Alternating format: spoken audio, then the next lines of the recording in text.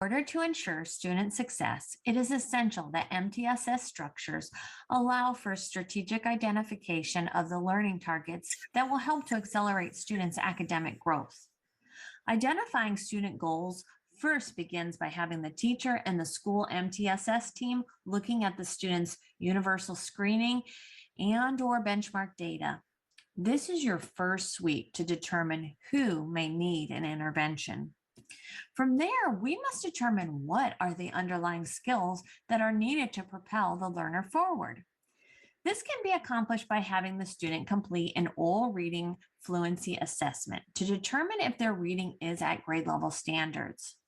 Included in the resources, you will find a link to an article about oral reading fluency and grade level standards. This will help to determine if the child needs a learning pathway aligned to word recognition or language comprehension. If they are below grade level standards, then you'll want to give the student some diagnostic assessments in the areas of phonological awareness and phonics. This is because oftentimes students present as having difficulties with comprehension, but is because they are exerting a lot of cognitive energy to decode text.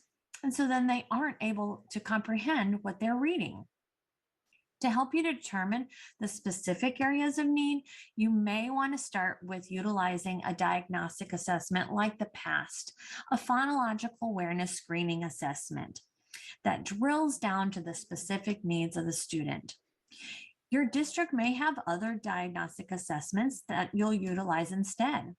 Whichever diagnostic assessment is used, it is essential that it provides specific information regarding a student's ability to hear and manipulate sounds and words. Students needing intervention along the word recognition path should also be provided with diagnostic assessments for phonics. These diagnostics should assess students from least complex decoding skills to the most complex in order to identify the specific areas of need for intervention. Some examples of diagnostic assessments can be found through open source resources such as the Core Phonics Survey, Really Great Reading Phonics Survey, and spelling inventories. Or your district may have phonics assessments that have been identified to use with your students. If the child is reading on grade level standards for oral reading fluency, then you'll want to determine an area or areas of need specific to language comprehension. Vocabulary accounts for approximately 60% of the variance in reading comprehension once students are able to decode words in a text.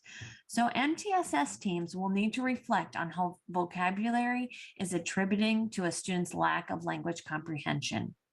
It will also be important to think about how a lack of background knowledge may attribute to poor reading comprehension. The additional subskills of language comprehension include written expression, the use of strategies for self-monitoring, and understanding of text genres, characteristics, and features. The ability to comprehend simple to complex syntax within a sentence, and the use of higher level reasoning skills. This decision tree can assist in strategically identifying the learning targets for students that will help to accelerate their academic growth.